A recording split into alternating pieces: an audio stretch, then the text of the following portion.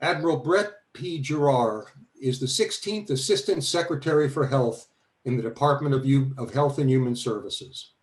I think we're all familiar with Dr. Giroir's distinguished career before putting on the uniform of the U.S. Public Health Service, so I won't repeat it. More important, I believe, is to appreciate Admiral Giroir's leadership during the most significant public health crisis the world has faced in over 100 years. The pandemic has called for a 24-hour-a-day, 7-day-a-week response from the Admiral, his staff, and all the women and men in his command, and is now entering its second year.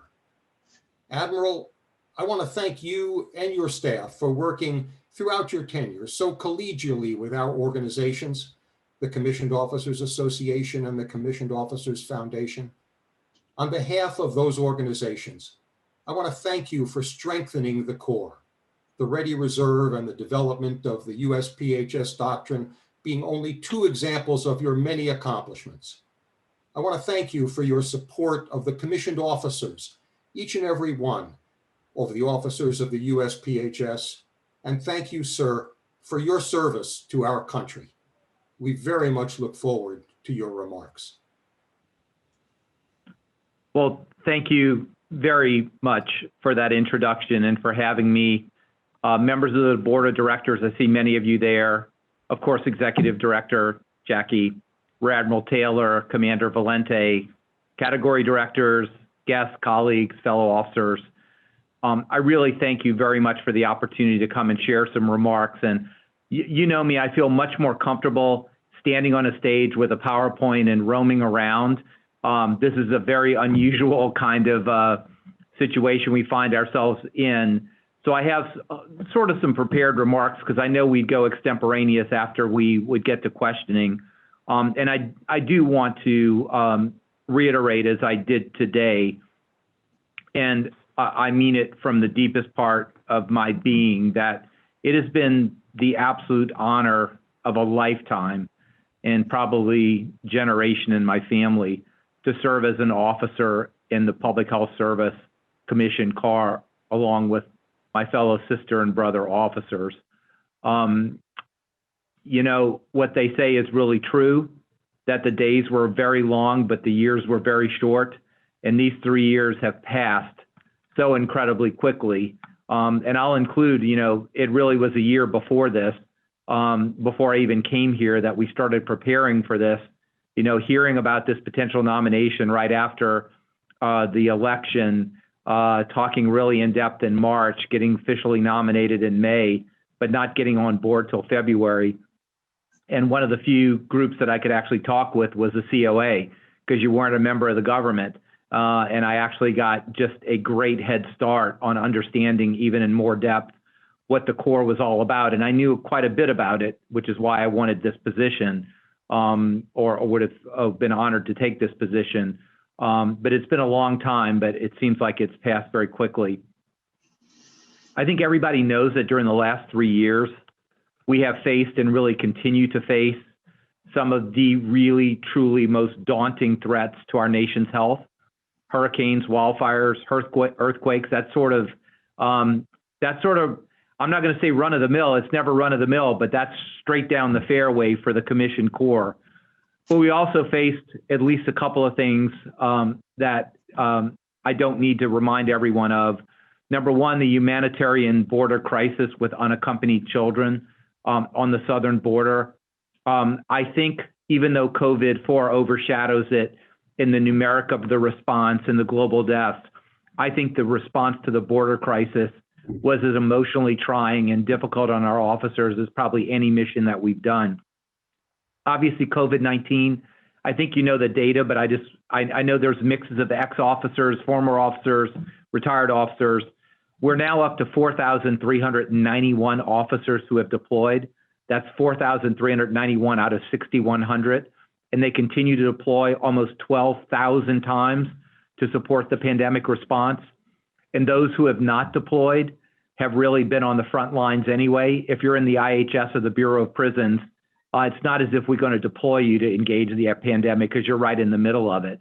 And I just want to sincerely appreciate all those who are actively in the Corps, your families, for doing this. It really is has been a remarkable and historic effort. I said it, but I'll say it again. I think I'm very proud that we rose above politics on the southern border mission to provide health care and, to be quite honest, just plain old compassion to the people who really needed it. I went down to the border 4 times and was involved a lot. And I can tell you it affected me deeply. And I feel for the officers who deployed to this, often at great personal cost. We've been able to put our officers in some new roles, and I hope the COA appreciates that. As part of the modernization plan, we really wanted to position officers not only in their day jobs and not only when there's a public health emergency, but in really novel roles. And I'll give you a couple of examples. Number one, the PACE teams who were deployed to 3 of our regions to really be the pointy end of the spear for ending HIV epidemic.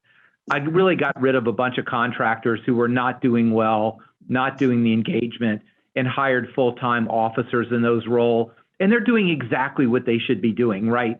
Outstanding communicators. They know all the agencies. They work with the governors, the legislators. They work with the public health people. And it has been a near miracle what they've been able to accomplish in just a short period of time. Another non-traditional role was really working on the opioid rapid response teams. Now, the good thing is we didn't have to do it very much because prevention really prevented it. But working with DOJ, they take down pill mills, particularly in Appalachia, and that's great to take down the bad docs. But what happens to the hundreds or thousands of patients who might have been inappropriately addicted to opioids or needed for pain? Well, there was no transition plan, but the Corps stepped up. And I think these are 2 really great examples of using the Corps sort of in those areas that are somewhere between our normal daily work and those types of deployments, and using them in an interesting way. I want to highlight that I think we've operated probably more than any time in recent memory in the joint environment that we're in now. This was really clear to me very early, without going into detail, which we can't, in a lot of tabletop planning with the armed forces if there were a very significant kinetic event overseas.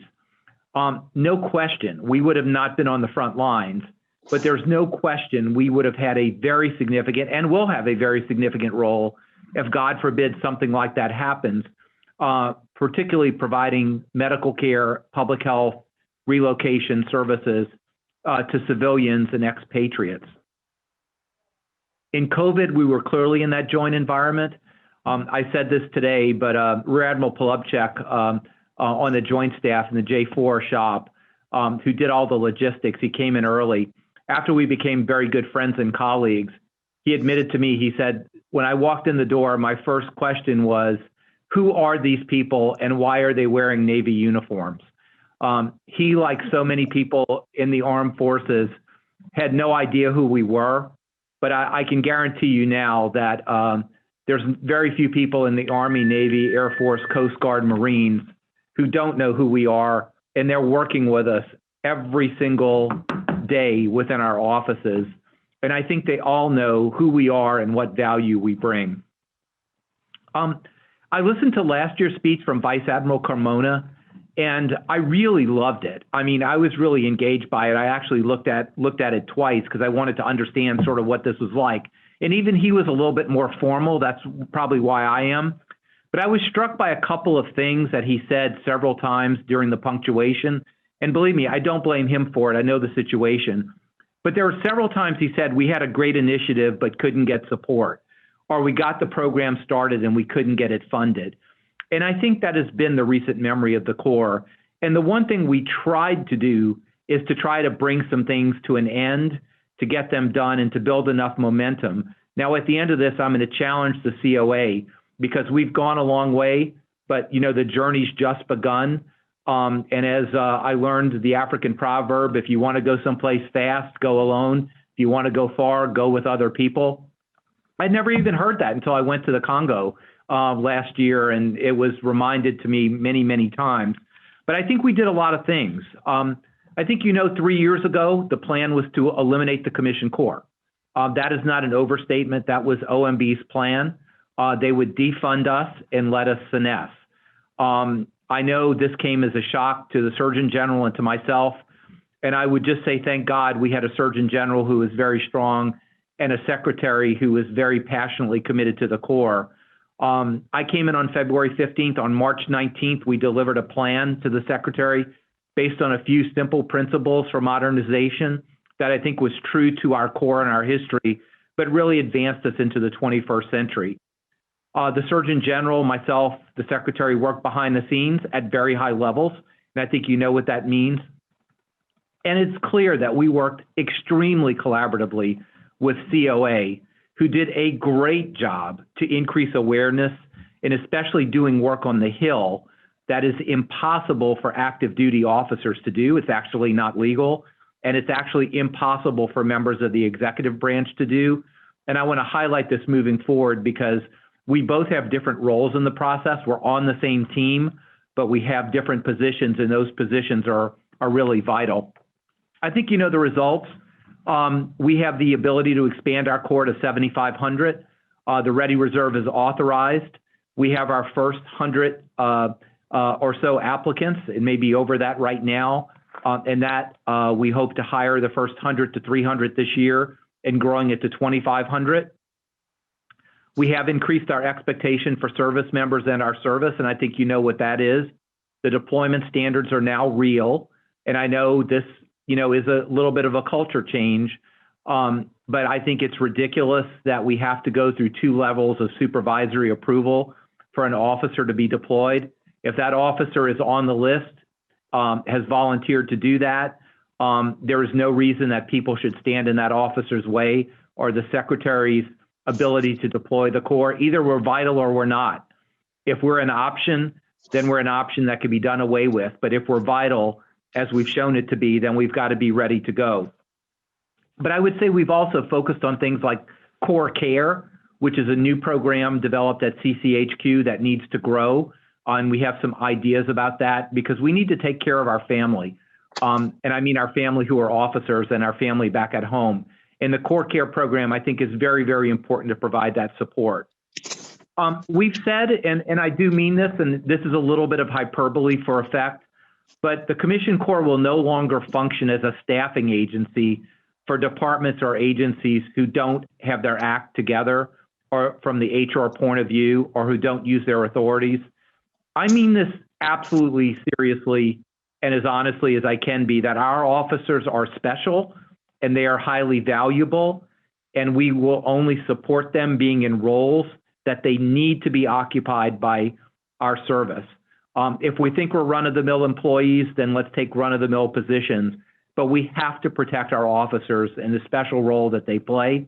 And as we've said before, nobody's going to lose their jobs. There's no transition along here, aside from helping our officers move to achieve their own potential.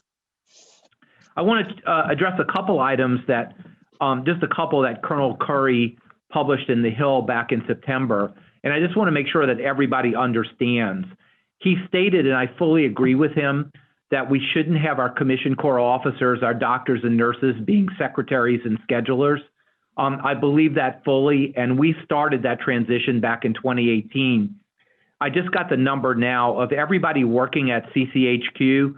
In 2018, 45% of them were civilians, and as of today, 70% of those are civilians. We're replacing the roles that officers had to fill, literally trauma nurses doing administrative work. We're getting civilians at the GS7, 9, 10, 11 positions, so we can fill those positions so officers can use their training to the highest degree possible. He also wrote, and I agree with him, that we need public affairs specialists in the Corps, and we do have that, like Commander Graybill. She is absolutely awesome in her ability, but we also have politicals appointed to OSG who are professional public affairs people, but also my public affairs people in OASH. We have people dedicated just working on the Corps, whether part-time, 30, 40, 50% or more. And I think using OASH funds, we did a $1.1 million contract with Force Marsh Group, some of the best PR people on the planet, to comprehensively assess, research, perform focus groups, and really put our strategy and brand identity and public face together. I think you've seen the website that was basically created, back in the ARPANET Commodore 64 days, how it's been upgraded and how great it really looks. More importantly, I think we did have a PR problem, but we had a fax problem. We didn't really understand who we were or where we're going to move to in the future. And when we fixed that fax problem, things got a lot better. Headquarters was indeed in trouble, and I believe that, and it showed, and it was really a morale drop for a lot of our officers. It's going to be a 5-year plan to fix that, and I'll go into that a little bit more. We have a service motto now. I think all of you know that. We did it because officers recommended what our service motto should be. Officers voted on our service motto, and I picked the one that the officers chose. And I think that's just a great testament to their creativity, and I love it, in the service of health. And finally, after 132 years, we actually have a service doctrine. I really want to thank Rear Admiral Giberson and the Assistant Surgeon Generals, who I understand have been working on this for 6 years. 6 years. That's the longest gestation period, I think, of anything on the planet. But I can tell you it was not ready to go 6 years ago or 3 years ago or even 2 years ago, that the timing is really perfect because so many things that former Surgeon Generals and ASHs had planned on and were more of a fantasy are really something that we're implementing so we could put it in there. So I think that's great. And in terms of budget lines, and I'm going to get to your role in this as a COA, but I am, really excited. I remember talking to Colonel Curry way back in 2017, and he says, we need $5 million for training. And that was a COA ask. And I literally said, well, why is it 5? Why isn't it 10? Why isn't it 20? I mean, we need the strategy to drive that. But I think, we've done pretty well. And I say we, it's all of us working together, and the COA had a big part in this. $15 million for the ready reserves, $26.7 million for training, which was my personal highest priority. How can you send people in the field, expect them to do what you expect people to do without formal training? I mean, it is crazy. It is nuts. I have yelled at OMB. I have done everything. I have carried on. I've thrown hissy fits. I've been polite when you needed to be polite, but we needed that. And $7 million for the public health and emergency response strike teams. This is, again, not a new idea. Maybe many of you who are retired actually had this idea before you left. But it is very important because it is the first time that OSG will actually be able to hire officers with their own budget. Now, granted, their role is very important, but the chink in the armor is no longer is it just an agency budget, but OSG will be able to hire their own cadre of officers. If we can do this right with the first 20, 50, 100, then that really opens the door to potentially restructuring our service, which is probably going to be 10 years from now, but at least opens that door. And then finally, this is Rear Admiral Trent Adams who really did this, but we got $14.3 million in non-recurring expense fund money to start modernizing our antiquated infrastructure at headquarters. Everybody has had things to say about headquarters, and a lot of them are true, but really they kept things together with duct tape and baling wire, with systems that were at least 10 years out of date that did not have the security, infrastructure, or maintenance. So we put in a $27 million request. We got 14.3 of it, and I'm hoping we get the rest of the $13 million. But it is a 4 to 5 year process to upgrade this. Very important to me is giving people new opportunities. And again, I think we just started, and I give myself maybe a B- on this, even though it was one of my highest priorities. What I mean is this, by opening the curtain to possibilities to our officers. I'm really proud of the Service Chief Fellowship at DARPA. That's going to yield real results over the long term, and getting our people alongside the Service Chief Fellows in an area like DARPA, the Capitol Hill Fellowship at Georgetown, and opportunities at NDU, and the Army Command and General Staff Officer course. And Lieutenant Commander Banty just graduated from that. I think this is really outstanding to give new opportunities. I tried to place people in leadership positions, and I think that's very important. With the P-Dash, Rear Admiral Trent Adams, when she was here.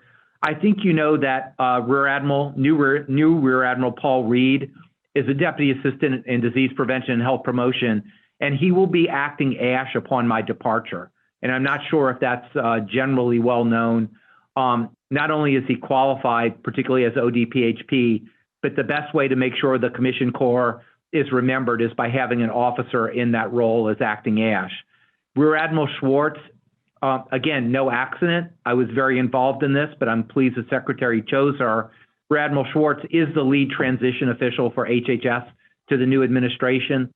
Again, the best way for me to make sure the new administration understands about the Commission Corps is to have the Deputy Surgeon General as the lead transition officer. Captain Mina Vitalingam, you may not know this as of 2 days ago, she's the new acting Assistant Secretary at SAMHSA, and she will function in that role into the new administration until they replace her. Felicia Collins, Rear Admiral, is the Deputy Assistant Secretary for Minority Health. Rear Admiral Hinton is the Chief Scientist at FDA. And Rear Admiral Wiyaki, you know, in the Indian Health Service. And I just want to say, and I'm probably not allowed to say this, but I think it is an outrage that he is being asked to resign as the Director of the Indian Health Service.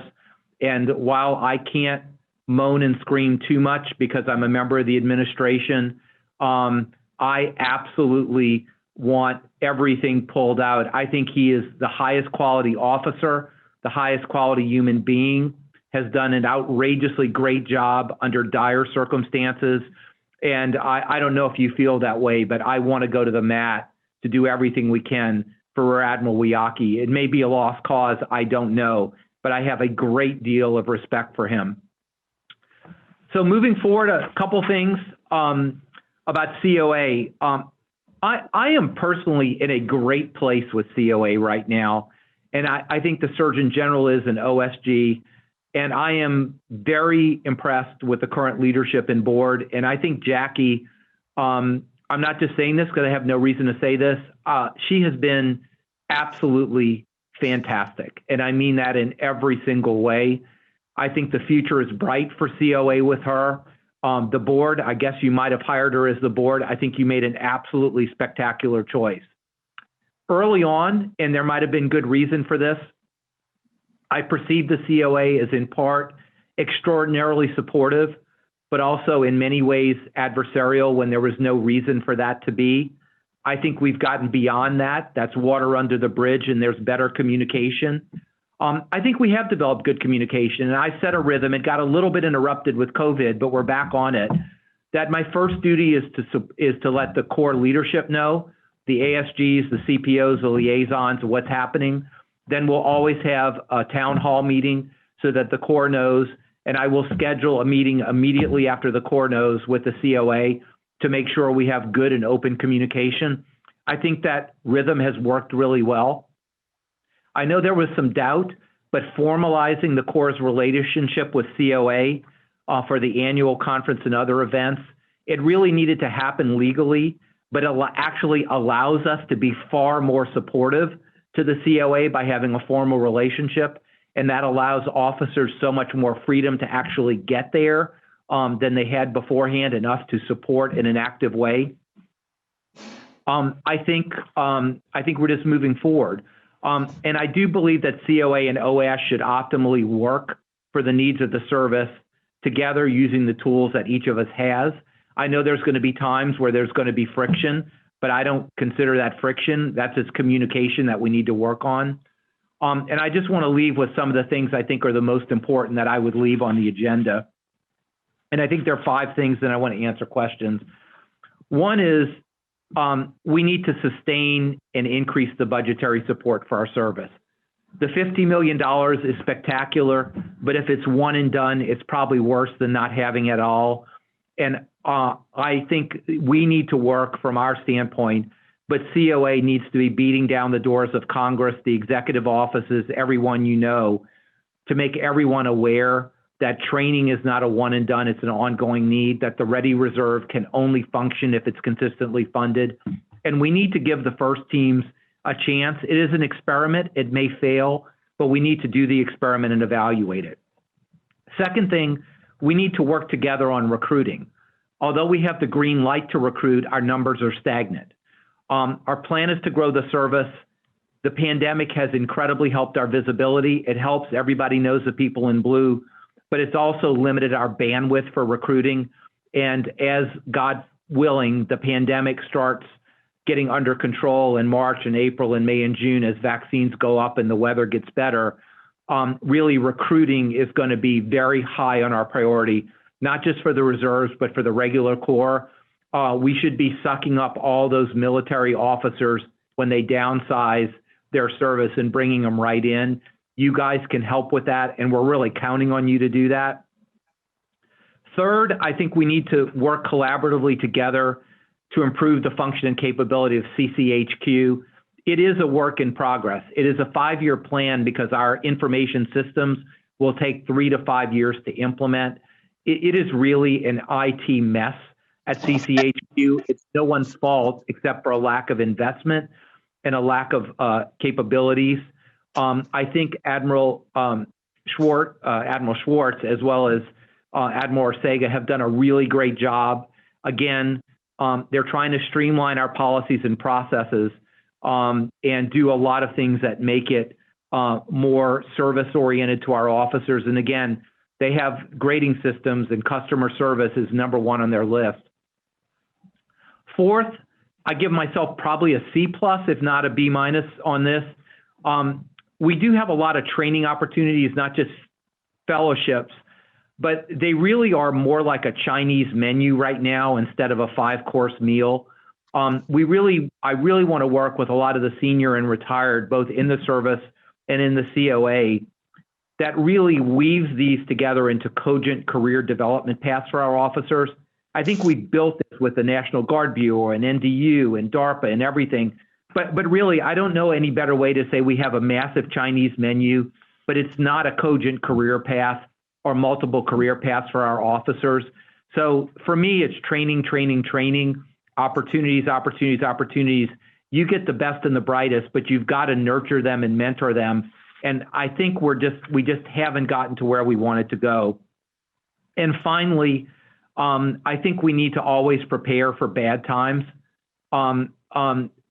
There are things that we've done that have been great. There are things I would have wanted to do more. But for maybe the first time in history, we've had the Secretary, the DepSec, the ASH, the Surgeon General, the DSG, and the DHQ really all in alignment. Now, OMB hasn't always been there, but we've moved them along in a way that's possible.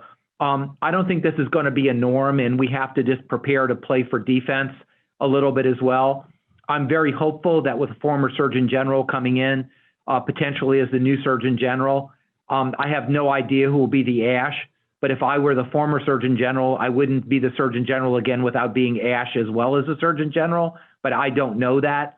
But I am just praying that with Dr. Murthy, former Surgeon General Murthy's influence in the administration, that he will make sure that the Corps is taken care of. And I know for a fact that there's been many transition meetings that are focused on the future of the Corps. So again, I didn't mean to make this too long, but I did want to go through a lot of issues. I want to thank you again, COA and the officers, for really welcoming me into your family. The COA was really the first to welcome me because they were the only one who can talk to me. Never underestimate that. People in the Corps can't talk to a nominee, but the COA can. And I particularly found it incredibly invaluable as I prepared for this really honor of my life. So thank you for letting me be with you, and let's go to questions. Great. Thank you, sir. Really appreciate you taking the time with us this evening, especially after a long day at work. I see that you're still in your office today, and bravo to you and the whole team there for the ceremony that we got to watch and witness today. A true amazing event. Thank you. The first question that we have for you is a fairly straightforward one. It's we would be interested in hearing about your first day in uniform. What do you remember about it? What impressed you? What thoughts were going through your head? It was, well, okay, I'm always honest, right? I'm always really honest. That article that appeared in the COA about instant admirals, and sort of the negative connotations about that, it really affected me. And I was really worried that I would get here and people would despise me, resent me, not want me. I didn't feel that from the COA, but, that was kind of out there, and not having touch with any officers. I really didn't know how people would respond to me or whether they would even give me a chance. And the first thing I remember is how relieved and grateful I was to the officers and everyone who not only did not reject me sort of a priori without giving me a chance, but really welcomed me and supported me in every way. You always got to take a chance on a political. You have no idea who they are. I knew where my heart was. I knew what I wanted to do. I knew I loved the Corps before I even got here. But, nobody's asked me that, but that was the number one, is the incredible relief and energizing I got by people in the Corps. I mean, from 2 stars, down to lieutenants welcoming me and really emphasizing how happy they were to have an Ashen uniform and anticipating what I might be able to do. And that really energized me. I'll tell you a funny story too. When I was going through my officer's basic course, and it's not 5 o'clock and we're on here, but the poor lieutenant commander who was getting me through it, he was going through all the things and it was good. And I had read the handbook and I had it memorized. And it was just a funny time because I think he was going through his normal script and he was reminding me that when I wore my whites, not to wear pink underwear underneath them because it would be seen. And I looked at the lieutenant commander and I said, "Do you honestly think I would wear pink underwear anyway?" And he said, "No, sir, but that's what I'm saying. And please don't wear pink underwear under your whites." I said, "I guarantee you I will not do that." So there was a lot of levity in it as well. So it was just a great experience. And I tell you, I don't know how you feel about it or not. I'm the 5th Ashen uniform. I spent like 15 years with DOD as a civilian doing a lot of stuff, at pretty operational levels. I knew this was sort of my tribe, but, there's something to be said. And the Ash has a lot of responsibilities and it grew. But, every morning I put on that uniform and knew who my family was and who my responsibility was to. Every evening I take that off. I never go anywhere without my coin in my pocket or my haircut or knowing that I represent some of the finest people on the planet. And, it was very, I can tell you, as much as I would have wanted to support the Corps, being in uniform made it that much better in my ability to support the Corps and everything I do. Thank you, sir. I really appreciate that. Will you tell this group because we have a lot of retired officers here, a little bit more about the Corps doctrine, what it is, why you're so proud of it, why it's needed, and what your vision is for it? So the best thing about the Corps doctrine is it was a vision of the Assistant Surgeon General. And one of the things that we lost during COVID that I tried to do towards the end was to make sure we were engaging the Assistant Surgeon Generals and CPOs in a much more meaningful way. The Corps doctrine is really a definitional doctrine. It's not a tactical doctrine, but it's really telling ourselves, our fellow services in the world, who we are, what we stand for, what are our values, and what value we bring. It should transcend administrations. It should transcend decades. Not that it may not be updated in another decade or so, but it's a fundamental, it's a fundamental piece of. It's an external, concrete manifestation and iteration of who we are. We have not had that. We really haven't had that. And it was really vital. And 6 years ago, Admiral Giberson said they really worked on this in great detail. And we had talked early on about it a bit, but we were in really dynamic times not knowing really where we're going to go and where we're going to even exist. And although there could have been a reason to do it then, it really came now that, our ducks are in order. We have a sound plan for the future. I think most people in the country know who we are now, certainly the president, the vice president, senior members of Congress. So it really is that statement of who we are. It is not meant to be tactical. It is not meant to operationalize things. It is really high-level principles. And I did put my English on it, I must admit, and put some of the things that I really felt was appropriate. But 90% of this is right out of the Assistant Surgeon General's because, I'm here for 3 years. Many of you have been here for 20 or 30. You are the core. You are the conscience of the core. And so, that's what it is. I encourage you to look at it. It's not perfect, but I think we can be very proud of that document, and it's something that we can give to people that's readable, that they can understand. And I hope you all share that. I'm proud of it, but I'm really proud more than anything that the Assistant Surgeon Generals put this together, and it's really an outward manifestation of who they think we are, and I believe it 100%. Great. Thank you, sir. Do you plan to write a book? I don't plan to write a book. I must admit, I've been approached by several different, sort of institutions to write a book. I don't have a desire to write a book.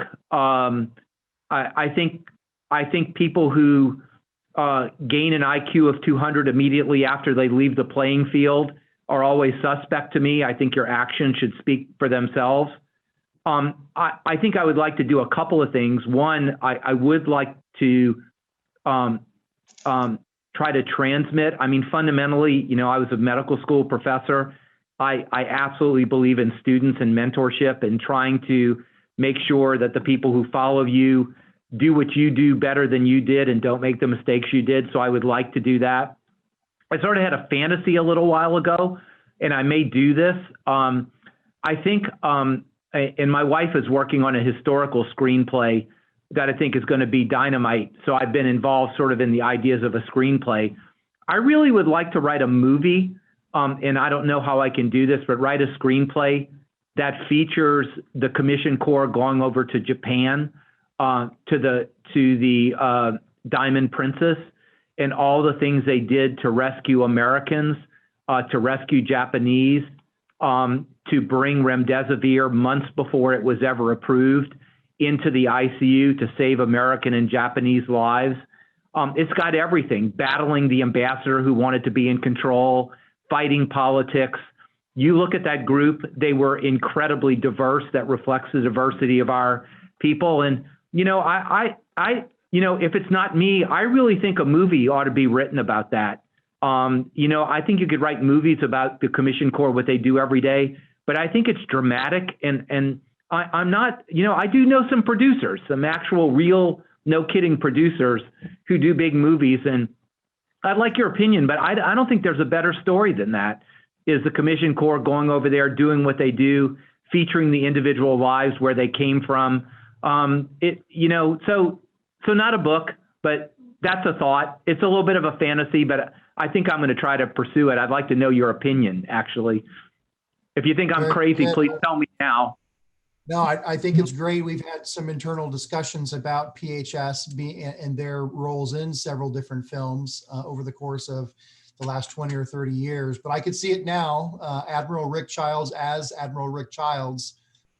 So we definitely have my vote on that. Maybe a couple more questions. Yeah. More than ever, the role of public health is important, and having a message that is clear to the nation is critical in how we continue to do in the health of our communities. How do you envision the public health message changing in a post-pandemic world? Wow. Okay. Big things. So I'm going to say something obvious and trite, but I'm going to say it anyway because it needs to be said, is that you can't prepare for public health by a supplemental appropriation after the pandemic hits. It needs to be an ongoing, constant investment across the nation, in the military, in the public health service, in communities. As prepared as we were in some fronts, and I think we've spent 30 years, and I was part of this, right, over the past 20, preparing for vaccine responses in manufacture. And I think that's been really pretty good. But in terms of information systems, the first, month, I'm calling all the hospitals every night in New York City just to figure out where the ventilators are. I'm sending Alex Eastman up to figure out what they've got in their stockpile and kicking down doors and looking at that. So the infrastructure was really bad. Testing, like I said, we didn't have a swab in the stockpile, had no idea how to do a test, much less have any information. So I think there needs to be really ongoing support. Number two, I don't know what it is, but I do think the role of the public health service, obviously the stock in our uniform service has really risen. You can't be on the podium with the vice president or the president or in front of the media as much as we have been, and I mean at all levels of ranks, without raising that, and we need to further capitalize on that. We are non-denominational. I mean that as if we transcend political parties.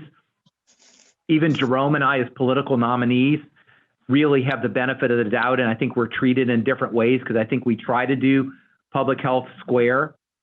I think the CDC is going to have a lot of introspection, and I think the public health service is going to need to work with that. I think the CDC has done a tremendous job in some ways, but also showed that they need to focus on their core missions a little bit more, about being more operational and by being really focused in the infectious disease space. So I think I think for good, I think there's going to be a look at some of your key institutions like CDC, and I think Public Health Service is going to have to participate in that. What's the role of ASPR vis-a-vis FEMA and how the national response infrastructure comes together? Because clearly early on, we were overwhelmed. HHS did not have the capacity to do this. And this is nothing against ASPR. He's the most qualified ASPR probably we've ever had because he's been working on this for 20 years. I mean, ASPR is his brainchild when he was in the Senate Help Committee as senior staffer. But it just really overwhelmed HHS. You needed FEMA, you needed the military. So I think there's going to be a lot of rethinking, and I would hope that we create or really develop sort of a new framework for these kinds of things, as well as related things that are smaller. So just a few thoughts. I think there's going to be a lot of after action reports. Some of them are going to be political in nature, and we're all going to be subject to that. But a lot of them, we really need to get down to who we are, how do we respond, because this is not going to be the last pandemic, unfortunately, as the world gets closer, as things get more scary from biotechnology, there are going to be more threats. Just a few thoughts. Excellent, sir. I couldn't help but wonder, it seemed almost providential, the events of 2017 with the hurricane season, requiring a response that we've never seen before to date. And it seemed to really be a preparatory experience for HHS and ASPR and the COA in 2017 leading up to this response, which of course is again unprecedented. Thank you very much for indulging a few questions. We want to be respectful of your time. We do have a few presentations that we would like to make for fear that that you still have room in your office at home. And so with that, I'd like to turn the time over to our immediate past president, Captain Karen Munoz. Hello, everybody. Hey. Thank you. Thanks everyone for joining us tonight. These gatherings, of course, this is our second one, have proven to be just really, really inspiring, and tonight is no exception. Admiral Giroir, it has been an honor to serve under your leadership. And of the 5 ashes that we've had in uniform, I would say that you have been the most accessible ash. Although it's not appropriate to walk into anybody's front door without going through the proper chain. You do listen to the people that you lead, and you've had an open mind and an open heart, and you've led with such integrity, and it's been our honor to serve under you. So, as you know, the COA local branches are, branches of officers around the country, and they make up the heart and soul of our national organization.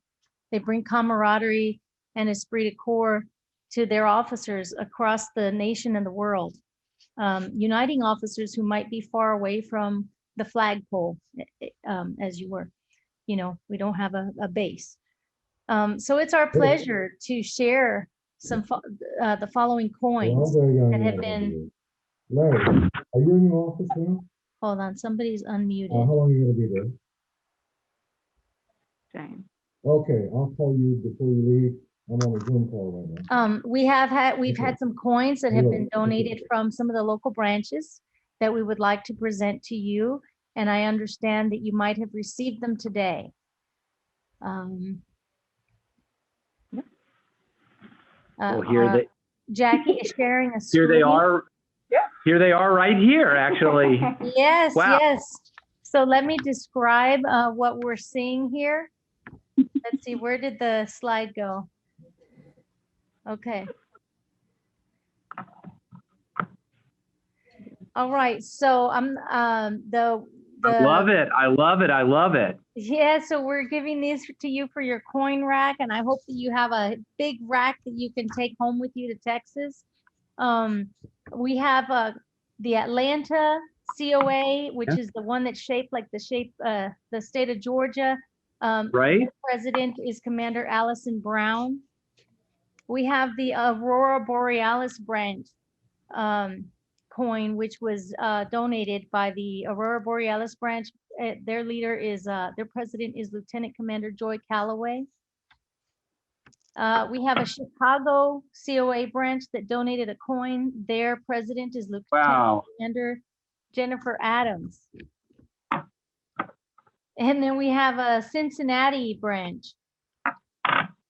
Their president is Lieutenant Commander Kevin Dunn. Are they right? Are they in front of you? Are you looking at them? I'm looking at them right now. Yeah, Banty, Lieutenant Commander Banty's giving it to me right now. So it's perfect. So cool. It's like the real thing being presented right here. Slick.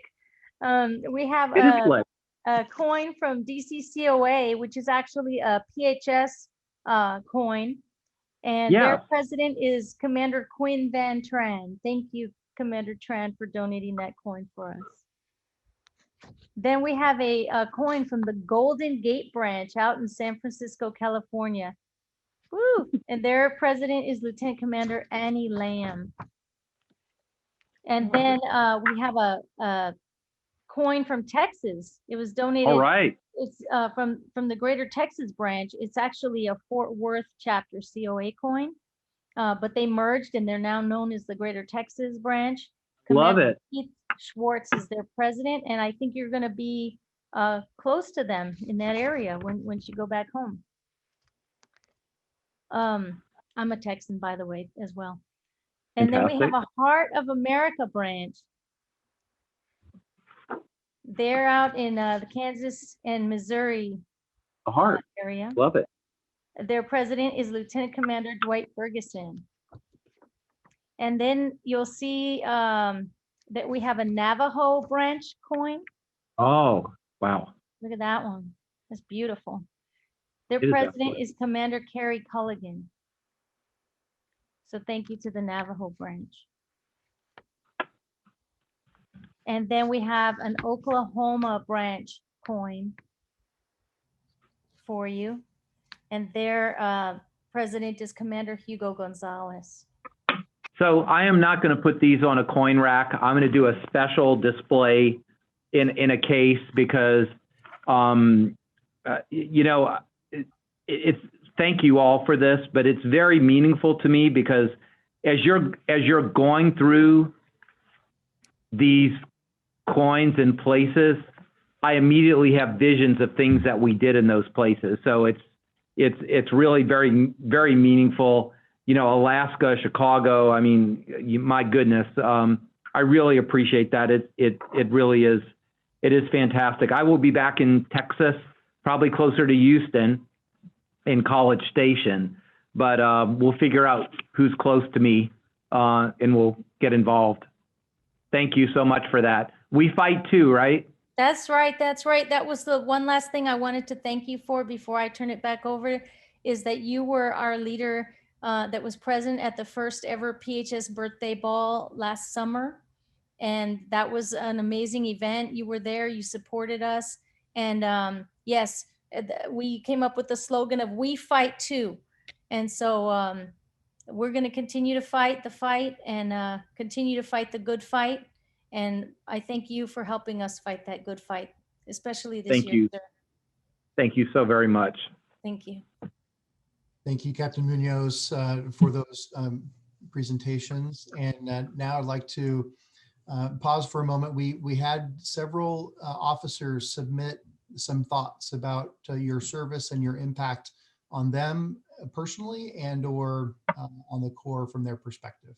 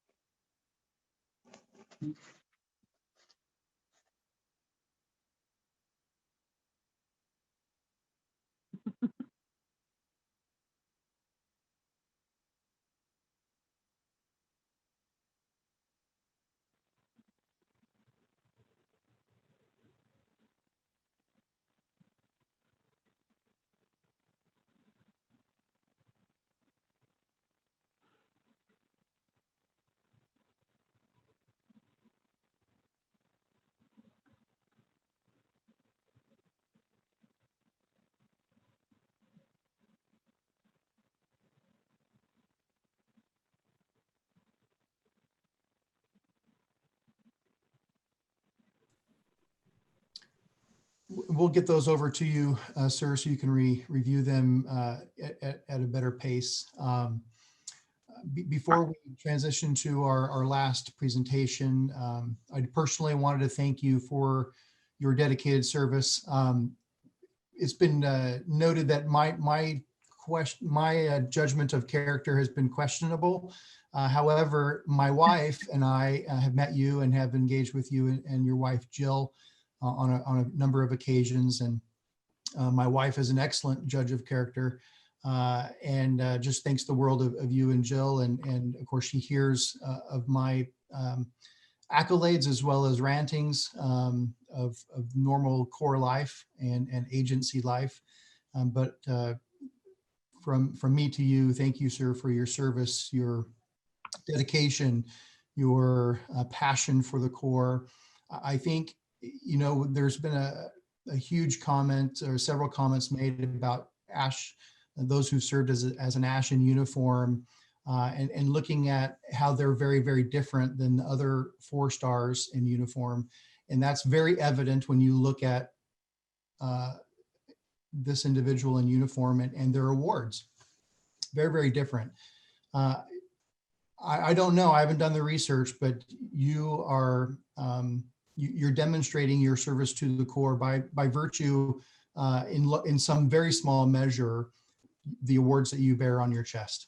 That to me is an indication of your level of engagement to the Corps, your impact on the Corps as well as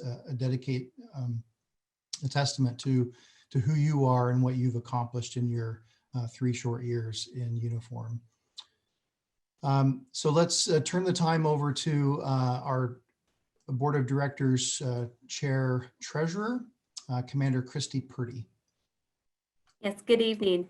Admiral Giroir, on behalf of the COA Board of Directors and membership of COA, please accept this plaque as a token of our appreciation for your support of the Commissioned Corps and most importantly, for your immense support of the Commissioned Officer Association of the U.S. Public Health Service and the PHS Commissioned Officers Foundation for the advancement of public health.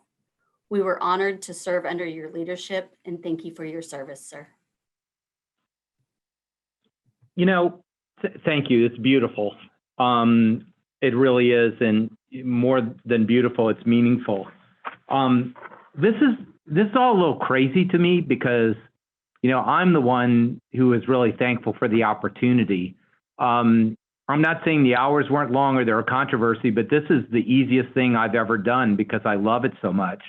And every morning, really wanting to get up and do something, and every night thinking about what you can do tomorrow. This has been just an incredible opportunity. I really am blown away by all this today because it's not expected nor probably deserved, but I greatly appreciate everything that's been said. I really appreciate working with the COA. Again, we've got a big job to do together moving forward. I think Jackie's the right person to get this done. I think there's a lot of power working together. And again, like I said, it's been the honor of my lifetime. My wife has totally bought into this, as you know, too. This is something we really believe in and will continue to believe in. So again, thank you. This is really beautiful, and this will be in a place where I'll be able to look at it every single day and remember the good feelings I have right now.